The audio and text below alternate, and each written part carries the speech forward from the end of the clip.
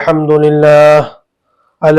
لله نحمده ونستعينه ونستغفره ونؤمن به ونتوكل عليه ونعوذ بالله من شرور أنفسنا ومن سيئات أعمالنا من يهده الله فلا مضل له ومن يضلله فلا هادي له ونشهد أن لا إله إلا الله وحده لا شريك له ونشهد أن سيدنا ومولانا محمدا عبده ورسوله أرسله بالحق بشيرا ونذيرا وداعيا إلى الله بإذنه وسراجا منيرا أما بعد.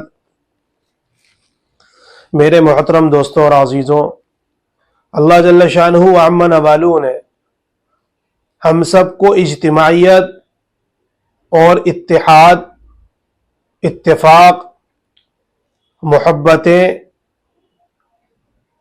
اس کے ساتھ جو بھی رہتا ہے اس کو اللہ رب العزت پسند فرماتے ہیں، اور اس امت کی اجتماعیت کو، اس کے ایک ہونے کو اللہ پسند فرماتے ہیں. یہ اللہ رب العزت چاہتے یہ ہیں کہ مسلمان کسی سے بغض نہ کرے، حسد نہ کرے، کینہ نہ کرے، لڑائی جھگڑا نہ کرے، فتنے فساد نہ پھیلائے، آپس میں بھائی چارگی سے رہے، محبت سے رہے، ایک دوسرے کے کام آئے، ہمدردی کا جذبہ ہو اس کے اندر. تو یہ مسلمان ہے، اللہ ایسے مسلمان سے خوش ہوتے ہیں. تو اس لیے اللہ تبارک و تعالی نے ہمیں بدگمانی سے اور کسی گناہ کی تہمت لگ جائے اس سے بھی بچایا ہے. اللہ کے نبی علیہ السلام نے ہر موقع پر مسلمان کو زندگی گزارنے کا طریقہ بتایا، اور ہر عمل اس کے لیے جو اسے سیدھے راستے کی طرف لے جائے، اس کی رہبری کرے، وہ عمل نبی علیہ السلام نے کر کے دکھایا کہ راستے میں، کسی چلتے ہوئے راستے پر مسلمان کو کوئی تکلیف نہ پہنچے. یہ مسلمان جو ہے کہیں بھٹک نہ جائے اور بہک نہ جائے، اور اسے کوئی چیز سمجھ میں نہیں آئے، ایسے بالکل لاپرواہ نہیں چھوڑ دیا کہ اس کو کسی چیز کی پرواہ نہیں، یا اسے کوئی راستہ نظر نہیں آئے نکلنے کا، ایسے نہیں، بلکہ ہر عمل پر اللہ کے نبی علیہ السلام نے مسلمان کی رہبری کی ہے کہ مسلمان یہ عمل کرے گا تو مسلمان اس عمل کے ذریعے سے اللہ کو پہچانے گا، بھی اللہ کا مقرب بنے گا، اللہ اس سے خوش ہوں گے. مسلمان اس عمل سے بچے گا تو پھر اللہ اس سے خوش ہوں گے. اگر اس عمل میں پھنس گیا تو پھر میرے بھائیوں، مسلمان کا بھی خسارہ اور اللہ رب العزت بھی اس سے ناراض ہو جائیں گے. حدیث کی کتابوں کے اندر اللہ کے نبی علیہ السلام کا ایک واقعہ ملتا ہے. حضور اکرم صلی اللہ علیہ وسلم رمضان المبارک میں آخر عشرے میں اعتکاف فرمایا کرتے تھے. تو ایک موقع پر آپ اعتکاف فرما رہے تھے، حضرت صفیہ رضی اللہ تعالیٰ عنہ امہات المومنین آپ سے ملنے آئی، جو آپ کی بیوی بھی ہیں. حضور اکرم صلی اللہ علیہ وسلم کے پاس بیٹھی، جتنی بات کرنی تھی کری، اور پھر جب جانے لگی تو اللہ کے نبی علیہ السلام انہیں مسجد کے باہر تک چھوڑنے آئے، یعنی جو مسجد کی حد تھی باہر تک چھوڑنے آئے، گیٹ تک. اب میرے بھائیوں دوستوں، حضور اقدس صلی اللہ علیہ وسلم نے اس واقعے سے اس امت کو تعلیم دی ہے. اب وہ تعلیم کیا ہے؟ میں اللہ کے نبی علیہ السلام کی سنتیں بتاتا ہوں آپ کو، کہ ایک چیز تو یہ ثابت ہو گئی کہ اگر کسی کی بیوی اعتکاف میں کوئی بیٹھا ہوا ہے، اس سے ملنے آئے پردے کے اہتمام کے ساتھ، تو وہ مل سکتی ہے، کیونکہ اللہ کے نبی علیہ السلام تو گھر نہیں جا سکتے تھے، تو وہ خود ملنے آ گئی. تو حضور اقدس صلی اللہ علیہ وسلم ایک سنت تو یہ پتہ چلی کہ یہ چیز شرعاً جائز ہے. دوسری، اللہ کے نبی علیہ السلام انہیں باہر تک چھوڑنے آئے، یعنی آپ کی بیوی آپ کے پاس آ رہی ہے تو آپ اس کو پہنچانے کے لیے، چھوڑنے کے لیے وہاں تک آ رہے ہیں اعتکاف کی حالت میں. اس کی دلجوئی کے لیے، اس کی حوصلہ افزائی کے لیے، ہمدردی کی وجہ سے اللہ کے نبی علیہ الصلوۃ والسلام چھوڑنے آ رہا ہے انہیں. تو حضور اقدس صلی اللہ علیہ وسلم یہ عمل دیکھتے ہیں. جب آپ چھوڑنے آئے باہر تک تو 2 صحابی آپ سے ملنے آ رہے تھے، تو آپ نے انہیں وہیں روک دیا، اس وجہ سے کہ کہیں بے پردگی نہ ہو جائے. جب تک یہ اپنے گھر نہ چلی جائے آپ نے انہیں اجازت نہیں دی. جب وہ اپنے گھر پہنچ گئیں تو حضور اقدس صلی اللہ علیہ وسلم ان 2 صحابیوں کو اجازت دی آنے کی، اور ان سے یہ کہا کہ یہ میری بیوی حضرت صفیہ رضی اللہ عنہا تھیں، یہ میری بیوی حضرت صفیہ تھیں جو مجھ سے ملنے کے لیے آئی تھی. تو میرے بھائی دوستو، اللہ کے نبی علیہ الصلوۃ والسلام پوری امت کو یہ پیغام دینا چاہتے ہیں، تعلیم دینا چاہتے ہیں کہ کوئی بدگمان نہ ہو جائے، کوئی تہمت نہ لگ جائے. تو حضور اقدس صلی اللہ علیہ وسلم کے صحابہ، کوئی کہہ سکتا ہے کہ اللہ کے نبی علیہ الصلوۃ والسلام کے صحابہ کے بارے میں خیال آئے؟ یہ تو کسی عام آدمی کے دل میں بھی یہ خیال نہیں آ سکتا. تو ایک روایت میں کہ اللہ کے نبی علیہ الصلوۃ والسلام نے یہ فرمایا تھا کہ کہیں شیطان تمہارے دل میں وسوسہ نہیں ڈال دے. حضور اقدس صلی اللہ علیہ وسلم اعتکاف کی حالت میں مسجد نبوی کے اندر یہ خاتون کون ہے، اس لیے آپ نے وضاحت فرما دی کہ ان کے دل میں کوئی بدگمانی پیدا نہیں ہو، کوئی وسوسہ نہیں آئے. تو آپ نے اس بات کا خلاصہ کرا. تو پوری امت کو یہ پیغام ہے اللہ کے نبی علیہ الصلوۃ والسلام کا. حالانکہ یہ تو کسی عام انسان کے بارے میں بھی خیال نہیں آ سکتا کہ مسجد کا ماحول، پھر رمضان کا آخری عشرہ، پھر اعتکاف کی حالت، اور پھر یہ خیال جائے اور اللہ کے نبی علیہ الصلوۃ والسلام کے لیے، وہ بھی صحابہ کے دلوں میں، یہ ہو نہیں سکتا میرے بھائی.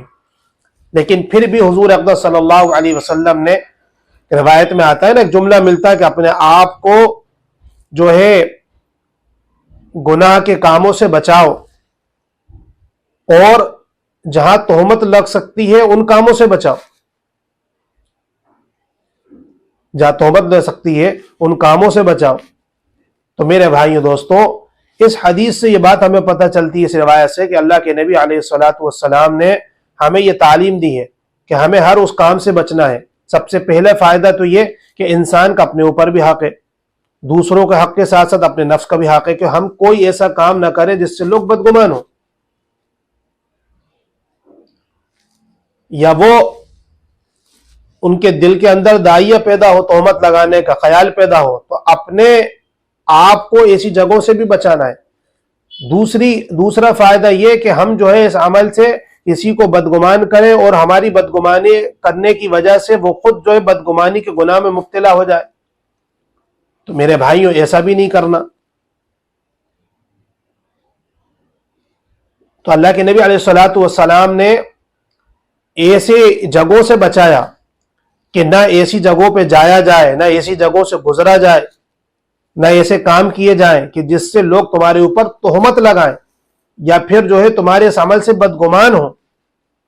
کہ ایک متقی کے اندر جذبہ ہونا چاہیے، اس کے اندر ایسی صفت ہونا چاہیے. ایک مومن، ایک مسلمان، ایک متقی پرہیزگار کے اندر یہ صفت ہونا چاہیے کہ وہ اپنے آپ کو ایسی جگہ سے بچائے کہ جہاں اس پر تہمت لگ سکتی ہے، جہاں لوگ اس کو دیکھ کر بدگمان ہو سکتے ہیں. تو ہم ایسے کام ہی نہیں کریں، ہم ایسی جگہ جائیں نہیں. مثال کے طور پر ایک شخص سوچ رہا ہے کہ یہ ٹاکیز، جو تھیٹر سنیما ہال ہوتا ہے، یہ مختصر راستہ ہے، میں یہاں سے گزر جاؤں گا تو جو ہے پار ہو جاؤں گا، جلدی پہنچ جاؤں گا. اب وہ جیسی راستے سے جاتا ہے، باہر نکلتا ہے، تو اس کی کسی پہچاننے والوں نے دیکھ لیا، تو اب ان کے دل میں کیا خیال پیدا ہوگا؟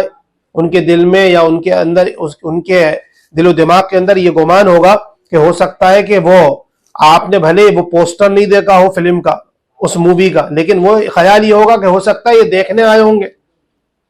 تو اگر کوئی ایسا موقع پیش آ جائے ایسی جگہوں پر، تو آپ کو چاہیے کہ آپ فوراً خلاصہ کر دیں کہ نہیں بھائی، یہ تو راستہ مختصر تھا، میں نے سوچا میں یہاں سے گزر جاؤں، یا روڈ پہ ٹریفک تھا، یا سائیڈ میں راستہ تھا، میں نے سوچا اس گلی سے گزر جاؤں. بہرحال تو یہ مثال کے طور پر ایک بات ہے. تو اپنے آپ کو ایسی جگہوں سے بچانا چاہیے میرے بھائی. ایک ملامتی فرقہ گزرا ہے جو کتابوں میں نقل کیا جاتا ہے. تو وہ یہ سوچتا تھا کہ ہم نماز نہیں پڑھتے، ہم روزہ نہیں رکھتے، کہ لوگ کہیں گے کہ جو ہے یہ دیکھو داڑھیاں بھی رکھتے ہیں، نماز بھی پڑھتے ہیں اور برے کام بھی کرتے ہیں، تو اپنا حلیہ فاسق اور فاجروں کی طرح بنا لیا انہوں نے، گناہگاروں کی طرح رہتے تھے کہ لوگ ہمیں ملامت کرے. وہ سمجھتے تھے کہ ہمیں یہ پسند نہیں ہے کہ ہم جو ہے داڑھی بھی رکھیں، کوئی گناہ بھی کریں.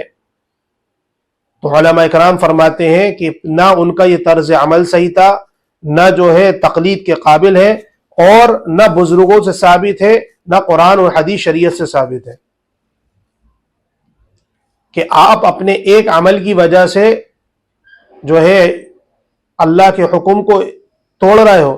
شریعت کے احکام اپنی جگہ ہے، اور آپ نے اپنی ذات کا عمل اور آپ کا گناہ وہ اپنی جگہ ہے.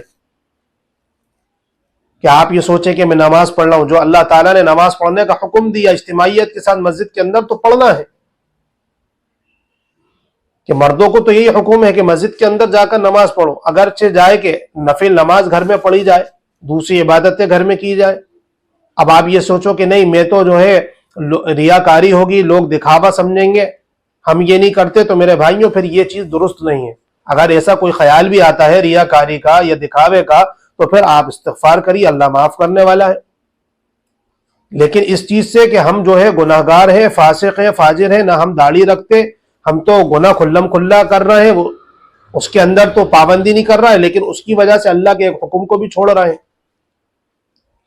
اور یہ سمجھ رہے ہیں کہ ہم جب نماز پڑھنے والے بنیں گے، پہلی صف میں پڑھیں گے، لوگ ہماری عزت کریں گے، ہماری حوصلہ افزائی کریں گے، ہمارا اکرام کریں گے، لیکن ہم ایسے نہیں ہیں. تو میرے بھائیوں یہ نظریہ، یہ سوچ غلط ہے.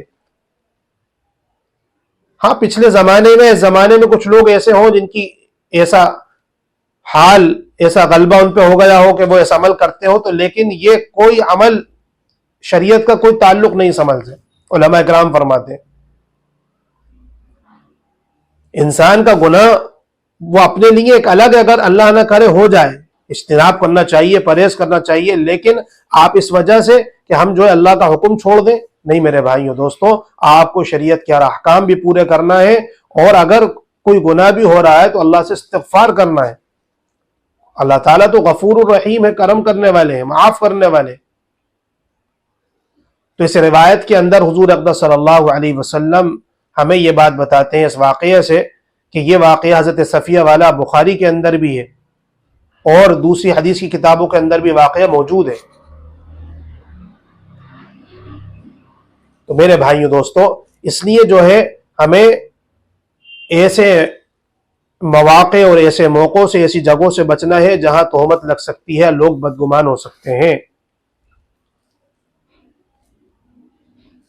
اب انسان سوچے کہ میں کسی سنت پر عمل کروں گا تو لوگ مذاق اڑائیں گے یا ریاکاری ہوگی، تو میرے بھائیوں لا یخاف لومۃ لائم، کہ جو بھی ہم اللہ کا حکم پورا کرتے ہیں، سنت کو زندہ کرتے ہیں، اس میں ہمیں کسی کی ملامت نہیں کرنا. کوئی کچھ کہے، کوئی برا مانے، اچھا مانے، ہمیں اس کی پرواہ نہیں کرنا.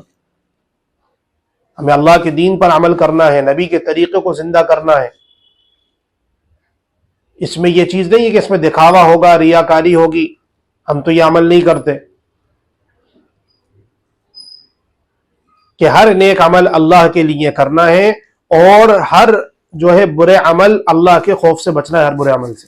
اللہ ہم سب کو صحیح دین کی سمجھ عطا فرمائے، صحابہ کے طریقوں پر زندگی گزارنے والا بنائے. وآخر دعوانا ان الحمد للہ رب العالمین.